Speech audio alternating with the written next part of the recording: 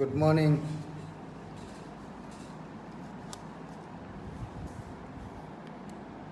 To all.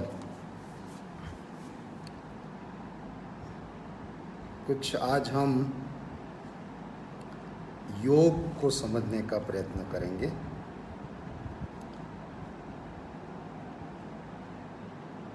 भगवान ऋषि गोरखनाथ जी ने ये जो अष्टांग योग है उसकी रचना की थी। नाथ संप्रदाय की ये परंपरा रही थी।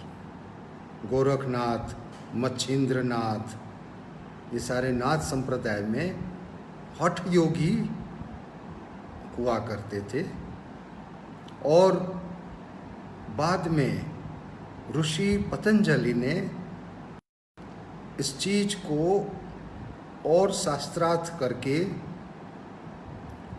केवल 55 श्लोक दिए हैं पतंजलि अष्टांग योग के। अब इसको अष्टांग योग इसलिए कहते हैं कि उसका 8 अंग है, बेसिक 8 अंग है। यम, नियम, आसन, प्राणायाम, प्रत्याहार, ध्यान, धारणा और समाधि। यम से शुरू करके समाधि तक की यात्रा को पतंजलि ऋषि ने अष्टांग योग के स्वरूप में हमारे सामने रखा। ये पूर्ण मैथमेटिक्स है। जैसे 1 + 1 2 कितना हम सब समझते हैं, ये ऐसा ही मैथमेटिक्स है। इधर कहीं कोई डिस्क्रिप्शन, कोई किसी प्रकार का इमेजिनेशन, बिलीफ, किसी को उन्होंने अवकाश नहीं छोड़ा है। उन्होंने योग के सूत्र और योग इतना हमारे सामने स्पष्ट रख दिया है मनुष्य के सामने, लेकिन हम लोग यम नियम को भूल के सीधे आसन में चलते हैं। नो डाउट यम नियम बहुत कठिन है, सबसे कठिन यम नियम है, इसलिए तो उनका नाम यम है। यम भी 5 जात के हैं, सत्य, अहिंसा, अस्तेय, अपरिग्रह और ब्रह्मचर्य, ये 5 यम है। नियम भी 5 है, शौच, स्वाध्याय, ईश्वर प्रणिधान, तप, ये 5 और संतोष, ये 5 है आपके नियम। सही तो ये है कि सबसे पहले वास्तव में जो योग का शिष्य है, जिसको योग हासिल करना है, वो पहले यम नियम की साधना करेगा। लेकिन ठीक है, आज के परिप्रेक्ष्य में हम लोग सीधे आसन से शुरू करते हैं, फिर भी थोड़ा सा यम नियम तो संभालना ही पड़ेगा, अन्यथा योग की यात्रा अधूरी रहेगी।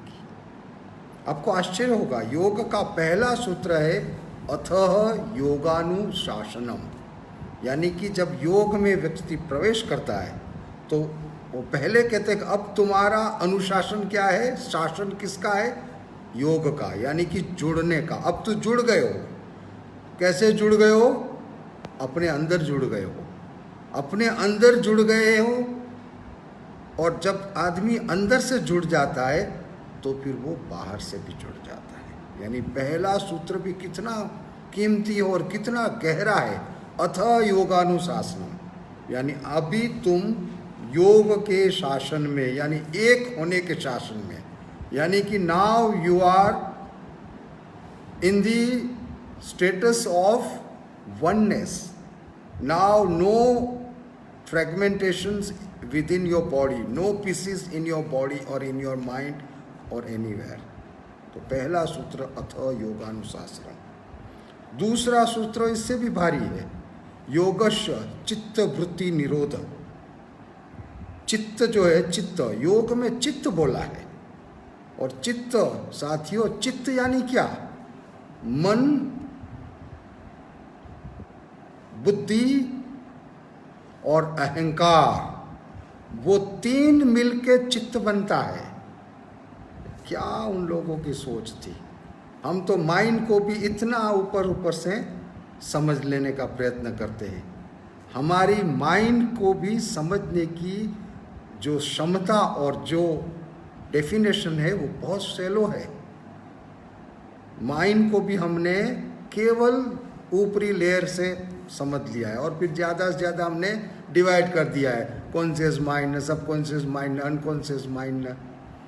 योग वालों ने, पतंजलि ने इसकी गहराई में जाके बोला कि माइंड यानी चित्त, चित्त का एक अंश माइंड है। चित्त कहते हैं ना, चित्तम विश्वम, यानी जो चित्त में है वो विश्व में है, दिखता है।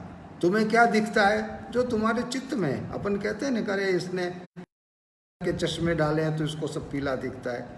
तो चित्तम विश्वम, जो चित्त में है वो विश्व में दिखता है। तो उन्होंने बोला था योगस्य चित्त वृत्ति निरोध।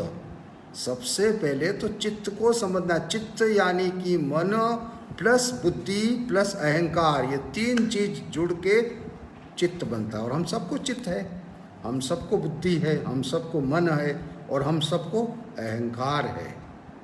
तो इसकी जो वृत्तियां हैं वो समझ होनी चाहिए। साथियों, योग बहुत गहरा सब विषय है। इसमें हम आगे जाएंगे तो आप कहेंगे कि ये तो सारी बातें सन्यासी के इम्प्रैक्टिकल है। तो हमें थोड़ा धरती पर आ जाएंगे, यानी कि आसन समझेंगे।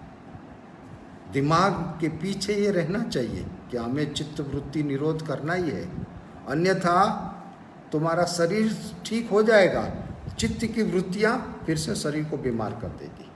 शरीर तुमने योगा से अच्छा किया, यानी कि आसन वगैरह करके, प्राणायाम वगैरह करके, लेकिन वृत्तियां अगर तुम्हारी सही नहीं रही तो फिर से वृत्तियां तुमको बीमार कर देगी।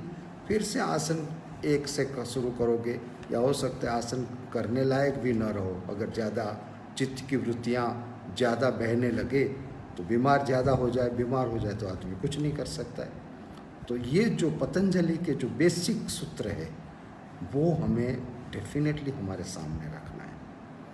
योग क्यों करना है, यानी कि आसन। अभी हम योग में आसन के ऊपर ही जाएं, क्योंकि जो हम कर सक रहे हैं, करने वाले हैं, फिजिबल है, उसके बारे में हम सोचें। जो प्रैक्टिकल है, जो ग्राउंड रियलिटी में, ग्राउंड रियलिटी में क्या है?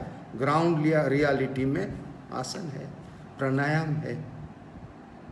अब हमें क्यों आसन प्राणायाम करना है और क्यों जिम नहीं करना है, ये अच्छी तरह आप समझ लो please.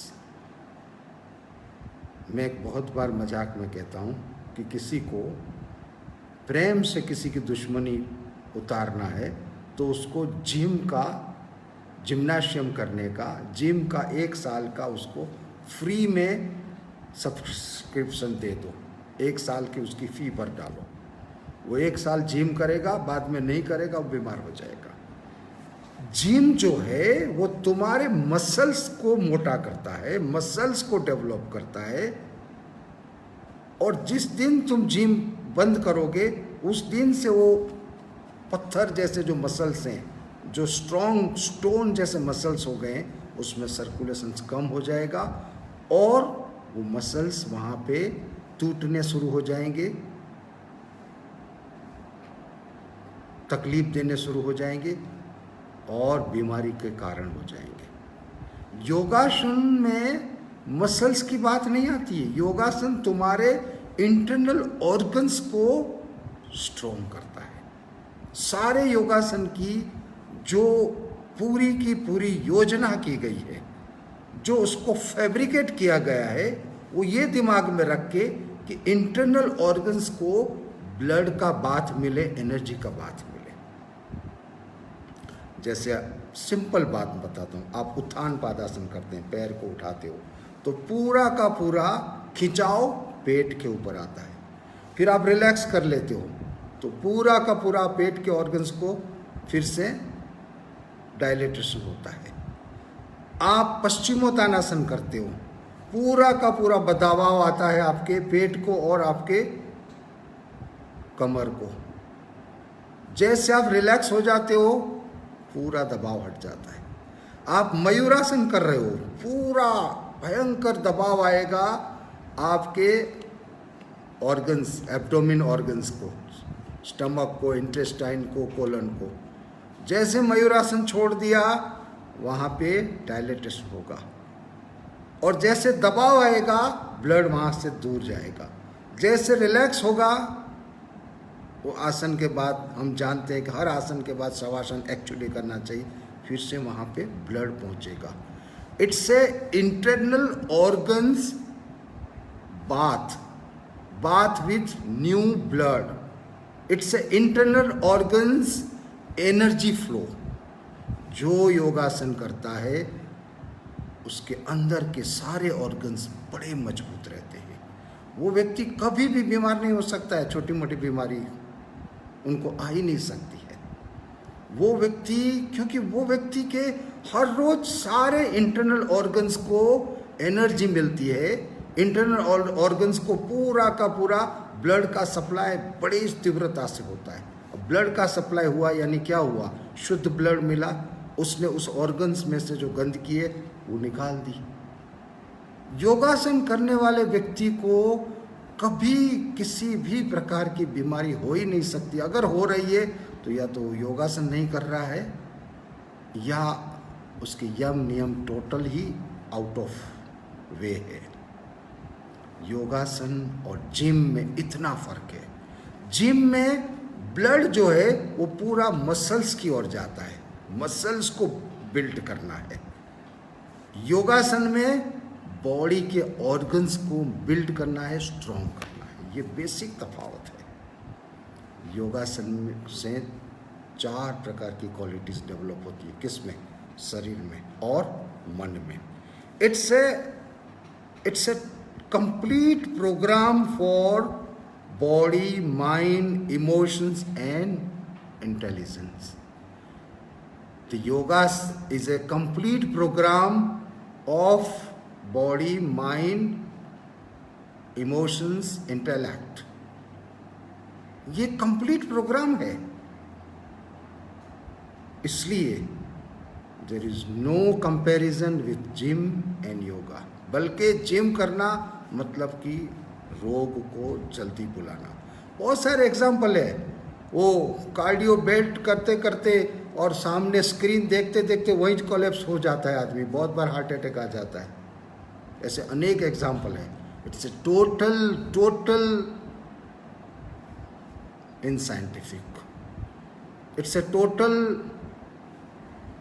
The idea is to build muscles, not mind, not internal organs, and you are human being is full of all faculties. तो 4 जो क्वालिटीज डेवलप होती है वो क्या है? सबसे पहले योगासन से बैलेंस डेवलप होता है। सारे जो योगासन, देखो खड़े रह के आसन करते हो आप, बैठ के करते हो, कुछ आसन आप सुपाइन पोजीशन में करते हो, कुछ आसन आप लेट के करते हो, तो बैलेंस डेवलप होता है। आसन से बॉडी के टिश्यूज़ का, बॉडी के ऑर्गन्स का बैलेंस डेवलप होता है। और when your body establish in balance, that trigger to your mind. So mind and body remains in the balance while doing yoga. Or person who practice yoga definitely achieve the balance of mind, body and emotions. दूसरी quality जो develop होती है वो है elasticity. बड़ी महत्व की चीज़ है इलास्टिसिटी। तुम्हारे सारे ऑर्गन्स बड़े इलास्टिक रहने चाहिए, बड़े स्थितिस्थापक रहने चाहिए। एज क्या है आफ्टर ऑल? इट्स ए जड़ता वो उम्र है। बच्चा देखो बैठे बैठे अपना टो है वो मुंह में डाल देता है क्योंकि इलास्टिक है। हेल्थ क्या है? Elasticity is health. एक बड़ा झाड़ है, जड़ हो जाता है, हवा आती है तुरंत टूट जाता है। एक इलास्टिक झाड़ है, एकदम स्थितिस्थापक है, हवा आती है झुक जाता है। Basically elasticity is your youth. तुम कितने यंग हो, हु विल डिसाइड? इलास्टिसिटी और ऑफ योर स्पाइन। तुम्हारे स्पाइनल कॉर्ड की स्थिति स्थापकता बताएगी तुम कितने यंग हो।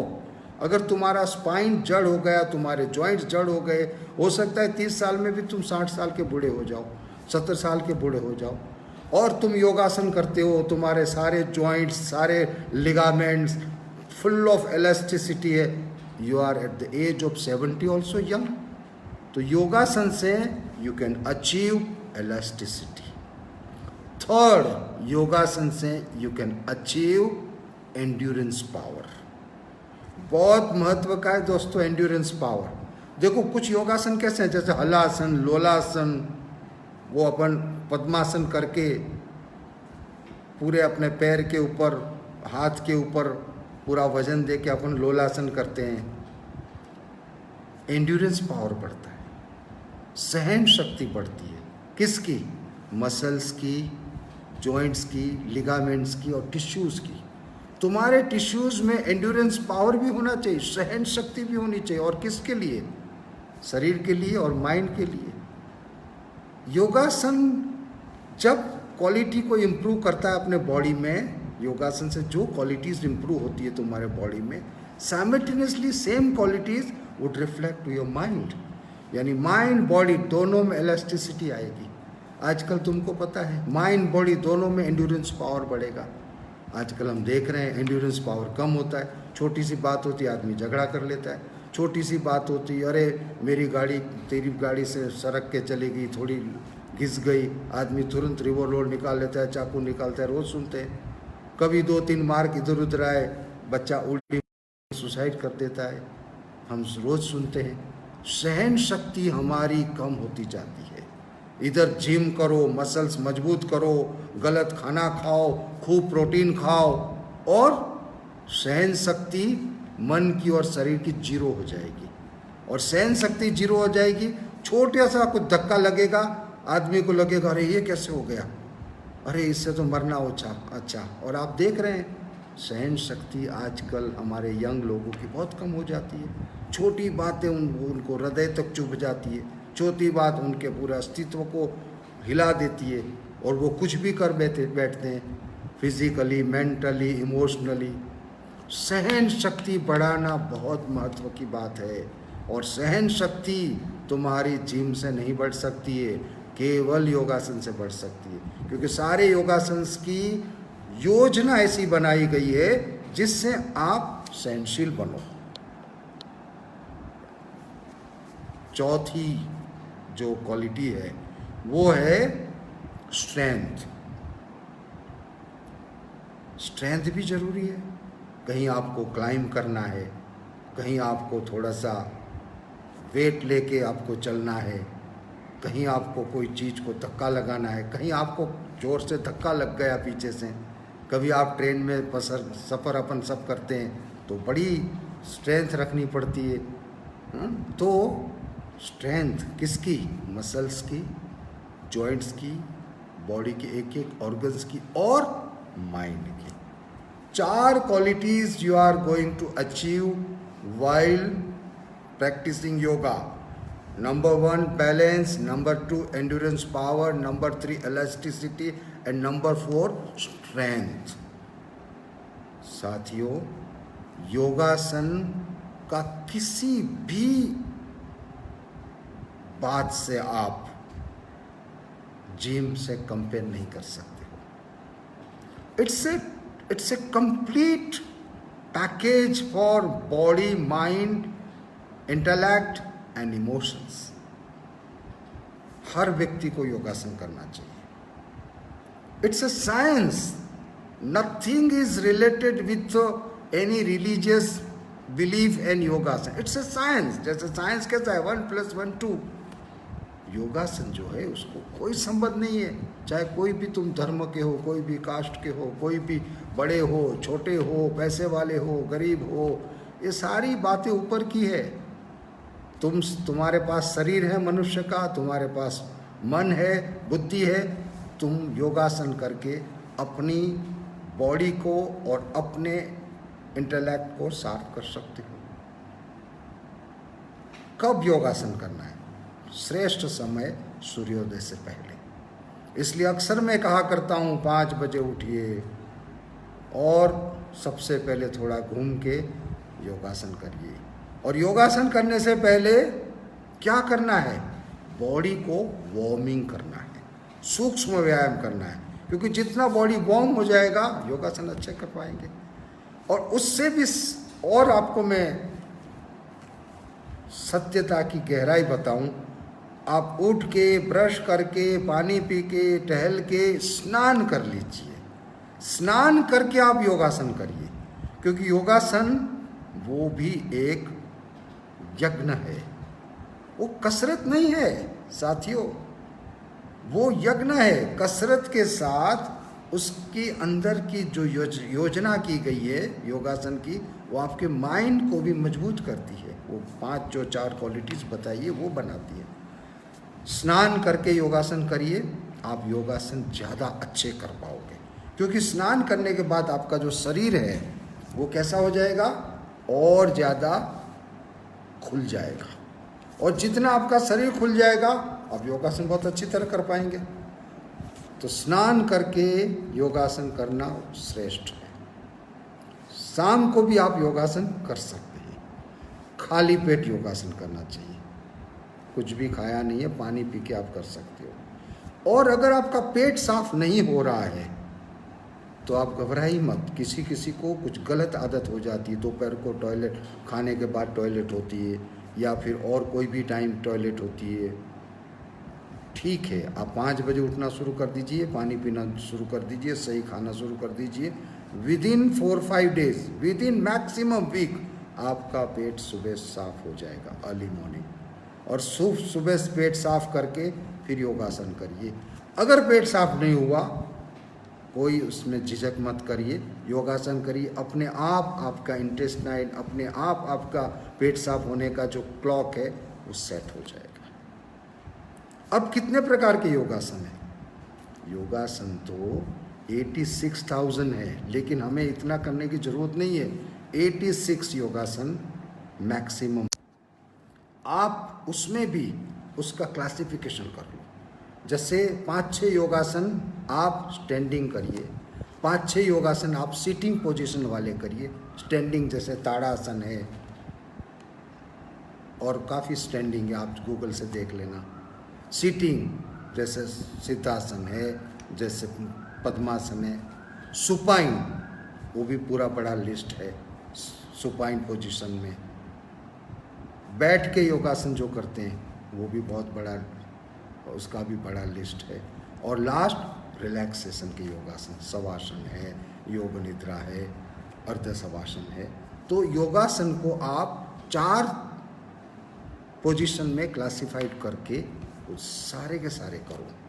और शुरुआत करना है सूक्ष्म व्यायाम, यानी कि बॉडी के एक एक ऑर्गन्स को आप गति दो, उसको वार्म करो। वार्म, जैसे बॉडी वार्म हो जाए, वार्मिंग अप, तो बाद में आपके योगासन अच्छे होंगे। योगासन के बाद थोड़ी प्राणायाम कर लो, सिंपल है। सबसे पहले तो सिंपल, कुछ ना समझे आपको तो आप अनुलोम विलोम करो। क्या होता है अनुलोम विलोम? ये आपका नासिका छिद्र, राइट से सांस लेना, लेफ्ट से निकालना, लेफ्ट से लेना, राइट से निकालना। सिंपल अनुलोम विलोम है। अनुलोम विलोम के बाद आप पूरक, रेचक और कुंभक, ये प्राणायाम का 3 बेसिक बात है। पूरक यानी सांस पूरना, रेचक यानी सांस को निकालना, और कुंभक यानी सांस को पकड़ के रखना। इतना सिंपल है। कुंभक यानी सांस को अंदर पकड़ना, पूरक यानी पूरना, रेचक यानी निकालना।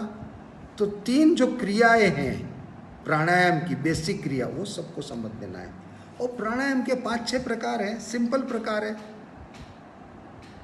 जैसे भस्त्रिका है, कपालभाति है, सूर्यभेदी है, चंद्रभेदी है, शीतली प्राणायाम है। बस ऐसे 7-8 प्रकार के प्राणायाम है। सब सिंपल है, कुछ भी कठिन नहीं है। कठिन है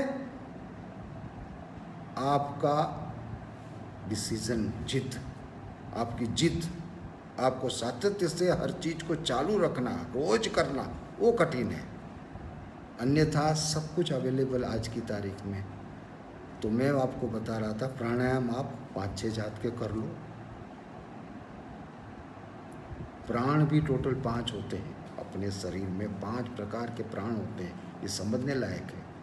एक प्राण होता है समान, उदान, व्यान, अपान और प्राण, ऐसे 5 प्राण रहते हैं। किसमें? शरीर में। शरीर में 5 प्राण रहते हैं। जब प्राणायाम करते हो ये 5 प्राणों में एक प्रकार की मूवमेंट डेवलप होती है, और मूवमेंट डेवलप होते ही ये अपान, समान, उदान, व्यान और प्राण, ये 5 की मूवमेंट बहुत जरूरी है। बहुत बार कभी कभी पेट में जब दर्द होता है तो कुछ नहीं होता, ये जो वायु है आपका उदान वायु, उदान और अपान वायु आपस में मिक्स हो जाते हैं, जगड़ने लगते हैं, तो पेट में गुब्बारा हो जाता है। आपके तो अरे पेट में गैस हो गया। अगर आपने प्राणायाम किया अच्छी तरह, अगर ये सारे वायुओं को बैलेंस रखा, आपके शरीर में किसी भी प्रकार का वायु का विकार हो ही नहीं सकता है। तो प्राणायाम जो है वो मैंने बताया आपको कि बेसिक, उसकी 3 बेसिक चीज समझ लो, कुंभक, रेचक और पूरक। उस कुंभक, रेचक और पूरक को लेके सारे प्राणायाम फैब्रिकेट किए गए हैं। इतना सिंपल है। और प्राणायाम कैसे? सबसे पहले आपको क्या करना है? अनुलोम विलोम करना है, और उसके बाद आप दूसरे प्राणायाम में प्रवेश करिए।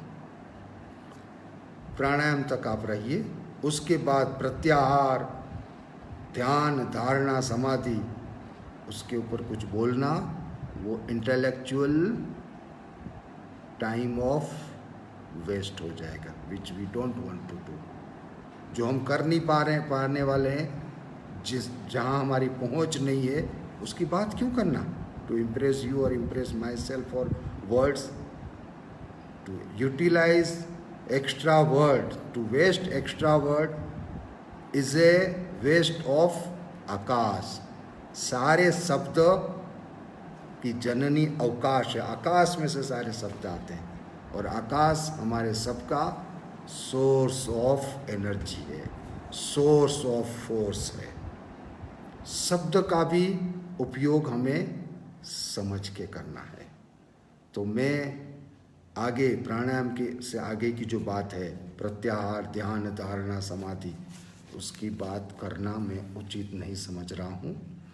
आज हमें इतना ही समझना है कि गलती से भी हमें जिम नहीं जाना है, गलती से भी हमें जिम नहीं अटेंड करना है। रोज़ सुबह शाम योगासन करो, शुरुआत में सुबह योगासन करो और स्वास्थ्य प्राप्त करो। योगासन का विषय समुद्र जितना विशाल है, समुद्र जितना बड़ा है। हम इस विषय को देखते रहेंगे फ्यूचर में, समझते रहेंगे फ्यूचर में, लेकिन मेरी एक अपेक्षा है कि ये सारी चीज़ें इंटेलेक्चुअल ना हो। हम अपने जीवन में योगासन का एक स्थान बनाएं, योगासन को समय दें, कम से कम आधा घंटा दें। धीरे धीरे आप 1 घंटे तक पहुंच जाइए, लेकिन शुरुआत में आप आधा घंटा दीजिए। उस आधे घंटे में 30 मिनट्स में आप ये सारी चीज़ें कर लीजिए। क्या? आसन, प्राणायाम, शुद्धि क्रिया, ये सब क्रिया आप 30 मिनट में निपटा दीजिए। शरीर को शुद्ध रखिए। गलती से भी सोचिए मत अपने मसल्स को पत्थर बनाने का। पत्थर किसी को नहीं बनाना है, खुद को भी पत्थर नहीं बनाना है, मसल को भी पत्थर नहीं बनाना है। लाइफ को, मन को, शरीर को कैसा बनाना है? Full of energy and full of sensitivity. संवेदनशील शरीर रहना चाहिए, संवेदनशील मन रहना चाहिए, और जीवंत शरीर रहना चाहिए, और जीवंत मन रहना चाहिए। और उसके लिए केवल योग हमें वहाँ ले जाएगा। साथियों, स्वस्थ रहें और व्यस्त रहें। कुछ समझता नहीं है आप योगासन करने लगिए, कुछ नहीं समझता है आप अनुलोम विलोम करिए, सांस को देखिए। स्वस्थ रहें, व्यस्त रहें, आनंद में रहें। नमस्ते।